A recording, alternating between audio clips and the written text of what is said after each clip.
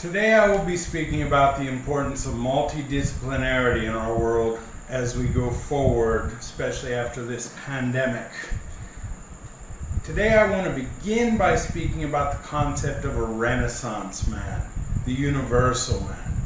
Now, of course, the idea of a Renaissance man refers back to the Renaissance, which was a period of cultural rebirth that occurred in Europe starting around the 14th century, some say up until the 17th, but at least up into 14th to 16th, I would say at least. Many will say up till the 17th.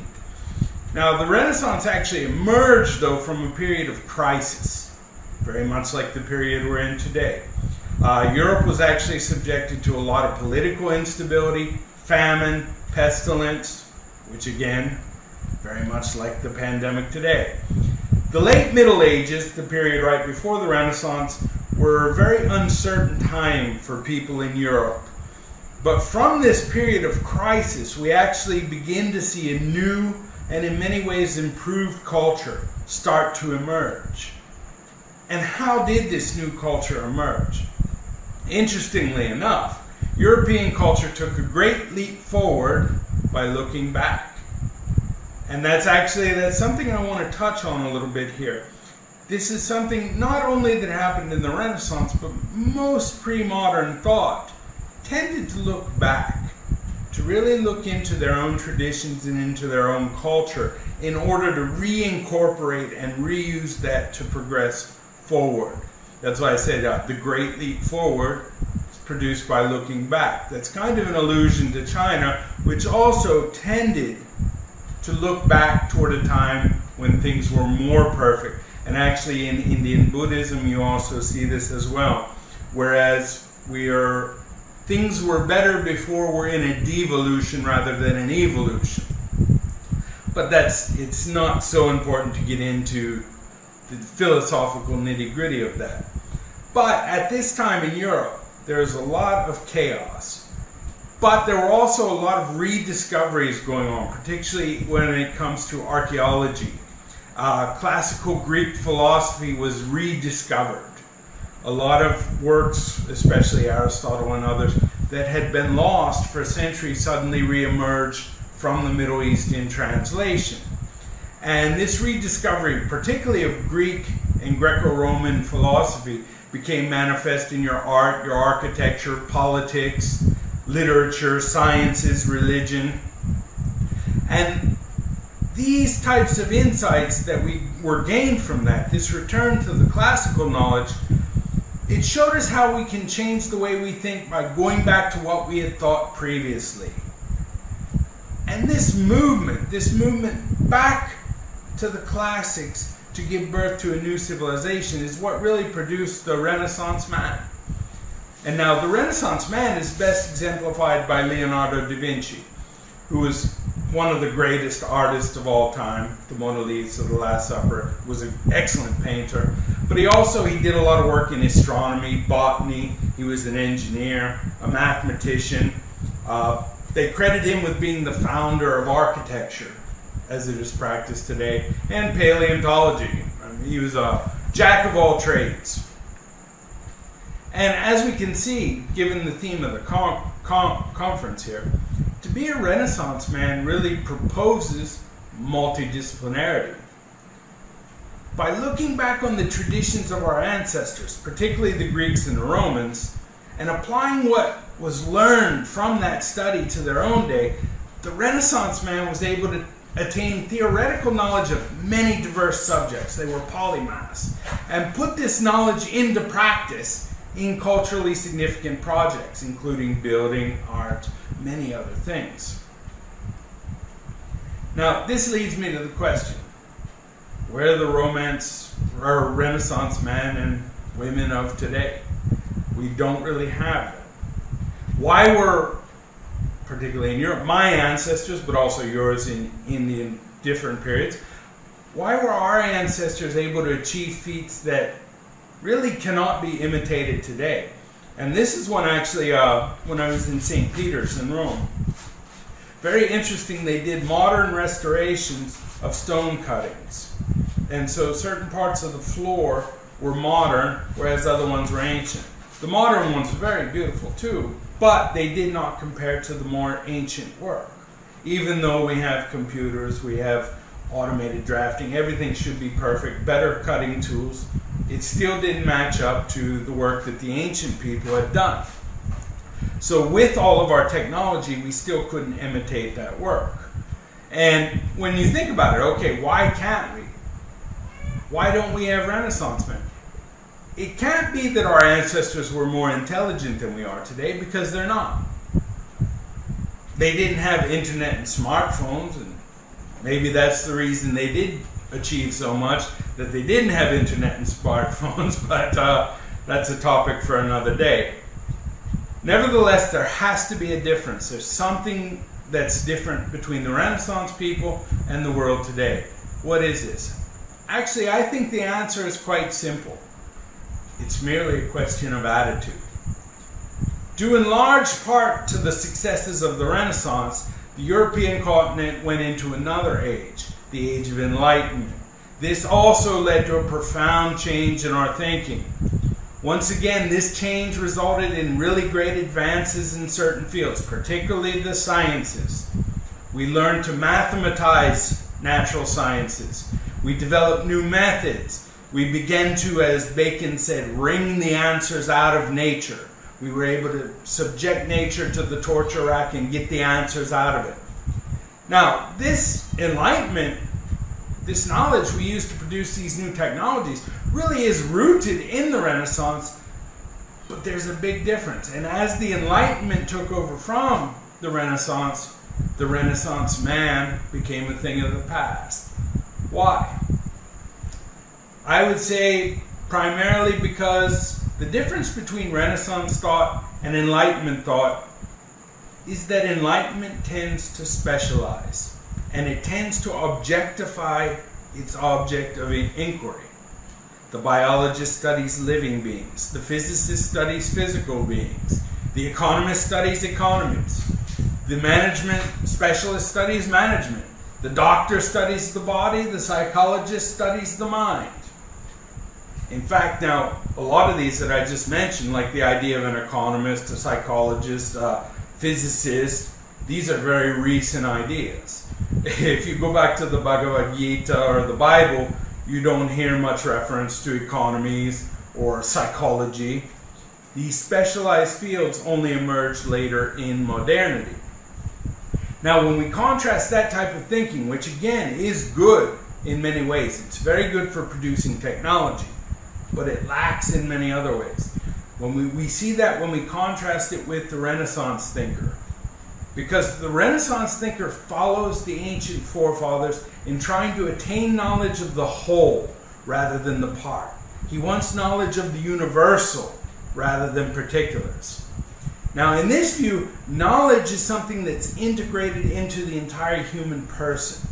And this human person is a whole. It's an aggregation of mind and materiality, body and soul, biological faculties of sense, hearing, vision, taste, touch, sound, intellectual faculties of the mind, moral and aesthetic faculties of ethical behavior, morality, aesthetic faculties of taste.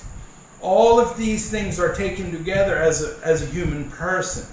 And in trying to understand our forefathers and the Renaissance thinkers, in trying to understand the external world, the macrocosm, the world out there, scientifically, it was multidisciplinary because they wanted to understand the totality of the world, and because they related understanding and studying the totality of the world with understanding the human person. The totality of a human person as the microcosm, as a reflection of the macrocosm. So all knowledge was multidisciplinary.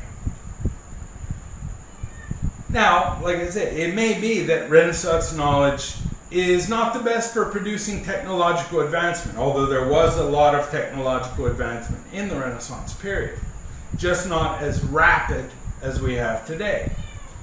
But when you think about it that way, would the world have been a better place if Leonardo da Vinci had simply confined his genius to painting or to architecture or to one field? And I think when we really look at that, if we take that question seriously, we have to say no. And today, look at our world today. We have great technologies that help us live more comfortably and longer. But that comfort and that longevity also comes at the cost of what a Renaissance man would call living, namely the achievement of human excellence. Now, many people today you'll hear about are talking about artificial intelligence and how this is a threat to jobs in the new economy. Soon machines will be able to do the work we are doing now. But you have to ask yourself, is that because machines have suddenly become more intelligent than people or better than people? No. The answer isn't that machines have become better than us, except in brute dyadic functions. You know, a calculator, a computer is better at calculation than I am, or that you are. It's faster. But it's not better than us in any way. It's the only reason we would even entertain the notion that it is because we have degraded ourselves by taking on these brute dyadic functions that a machine can do. Artificial intelligence can do calculations thousands of times faster than Leonardo da Vinci. It's not going to paint the Last Supper. It's not a Renaissance man. We feel threatened by artificial intelligence because we limit ourselves. We think of ourselves as machines doing a mechanical job to get money, to buy this and that, get married, then produce little copies of ourselves who will also do mechanical jobs, get money, do this, get this and that, get married, on and on and on and on we go. Now, Leonardo da Vinci wouldn't feel threatened by artificial intelligence because Leonardo didn't think of himself as a machine, as a cog, as a part, but as a person, as a man created in the image of God who had a duty to pursue excellence for its own sake and for the sake of his Creator. Now, to the students in the audience, I don't want you to go home and tell your parents you're going to go run off, become painters like Leonardo da Vinci, and that you don't need to get a job and that you're not setting out to the man. Don't do that. Please. Listen to your parents, respect their wisdom, and work hard to get a job so they can find you a spouse and we can continue the race. Now, we aren't in the Renaissance. You in 3 or 4 generations won't be working on a temple. You won't be in the same field. You won't be building cathedrals or monuments to human civilization. It's kind of sad when you think about it that you won't be able to do that because there's a lot that can be said about that life. Nevertheless, we're in the reality we're in. We're in a global capitalist economy, and we're expected quite often to do mundane economic duties. This is more so even in South Asia than elsewhere, because we have such a surplus of labor. However, and here's where I want to be very, very clear, we don't have to give up our humanity to fit in with the contemporary economy. We don't have to reduce our education to nothing but mechanical processes, like programming a computer or using the latest management theories to direct workers as if they were an ant colony. We don't have to write off our artistic, our cultural, our religious traditions, our heritage in order to try and think like computers or like many of the science popularizers today who are such hard-headed, hard-hearted rationalists who only think logically, have no feelings, no emotions, This is utter ridiculousness. We don't have to be part of some globally homogeneous, useful crew who are dedicated to nothing more than production and consumption, right? Now, how can we free ourselves from these economic and social pressures, which are by all means real and are found here in our contemporary culture? We do it the same way the Renaissance man did, by slowing down and looking back. Our forefathers, always, all of us, were left a great gift, wisdom. Now this wisdom is reflected to us in our culture, and we only need to take the time to turn and look at what is already there. what we've inherited, and try to cultivate ourselves physically, mentally, and spiritually as whole human beings, not merely as exam takers, not merely as students, not merely as mechanized parts of a productive process. And now, this is ultimately, unfortunately, again, especially in South Asia, this is something we must generally do on our own.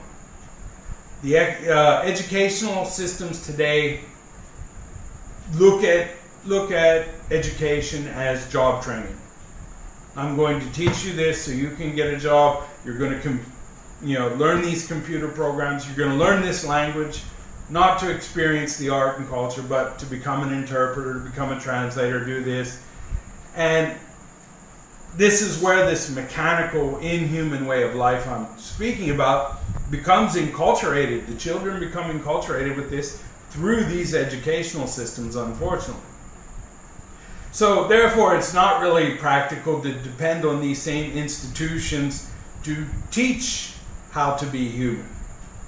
Although as educators, this is precisely what we should be doing. We should be, no matter what our subject, trying to emphasize ways that can teach our students to be more human. And the students hopefully take this on as their responsibility to learn to be more human. But at the end of the day, everybody is responsible for their own education. And to be responsible for your own education, one of the first things I think you must do, absolutely, cultivate your own curiosity. We can't be multidisciplinary or interdisciplinary without being curious about other disciplines. This is a bad thing in South Asia again. We teach too often to the exam. We try to kill the curiosity of the children. So what they become good at is taking exams and doing what they're told. They do not develop curiosity. They do not read anything outside of what is assigned to them. Second, we have to learn to value knowledge for its own sake.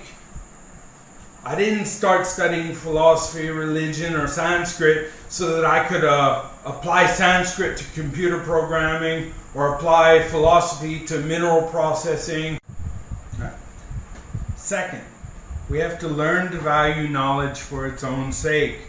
I didn't start to study philosophy and religion or Sanskrit so that I could apply Sanskrit to computer programming, or apply religion to mineral processing, or apply philosophy to mining. I studied these things because studying them is valuable in their own right. I didn't even study these things really to become a better person, although they do make me a better person. I do it because it's valuable to know. Like Aristotle said in the Metaphysics, man by nature desires to know. And since I'm a man, I desire to know. I desire knowledge, therefore I put in the work that is required to know, knowing that it's a never-ending process. But this is ultimately a process of self-cultivation, if not self-creation. Now all the youngsters, especially men and women today, they look like they spend an hour, 2 hours in front of the mirror in the morning working on their appearance and following all the latest fashions and dressing funny. Now, why? This is because they want to present the absolute best version of themselves to the world. And this is natural. It's something we should encourage.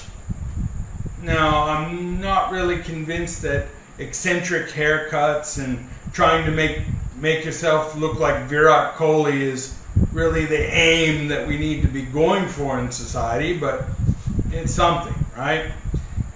And so this shows you what that illustrates, though, is it shows us the importance of having an end in all human activity. All human activity is directed towards an end. This is really essentially the most important lesson we can learn from our ancestors. Human activity is always directed towards an end, and it's the quality of the end that determines the quality of an action. It's the quality of the end that determines the quality of our life. Now, if this means if we pursue education to get a degree certificate, we get a degree certificate, we don't get an education. If we do a job to get money, we're not really doing a job, because we don't do the job. We don't do the work for its own sake. We do the work to get money. And actually, if we keep doing this in all areas of our lives, we end up following a pattern where we do a lot of things for something else, and we never really do anything for ourselves. Our lives become instrumental. Everything we do is geared toward obtaining something else, and obtaining something else, and on and on and on. And as our lives become instrumental, our attitude that we take toward objects, that this is something to be used, is something that we start to take towards other people and ourselves. And when everything we do is for something else or to use something else, our person, ourself is lost. We become a means to an end rather than an end in ourselves, along with everything else. We lose our humanity. We become an object among objects. We exist, but we no longer live. Now, that's the biggest takeaway here. We want to avoid that. We as educators must teach our students to avoid this. And what our students must learn is this. If we're to maintain a world that's really worth living in, this idea of multidisciplinary ideas, multidisciplinary designs, multidisciplinary systems, we have to think of them not just as useful to obtain something else, not useful for various sectors of the socio-political or economic reality. Multidisciplinary ideas, systems, and designs are also the basis for maintaining our humanity in the face of an ever-increasing drive towards specialization that comes from those aforementioned sectors in the political and social reality. By returning to a view of multidisciplinarity, a holistic view of multidisciplinarity, hopefully we can come to remember a lesson from the Renaissance. Namely that man is the measure of all things, precisely because man is a unity. Man's a universal. It's a unity against which things are measured. Man is not just an object among objects. It is a unity, and it is the measure of things and the measure of his own humanity. Thank you.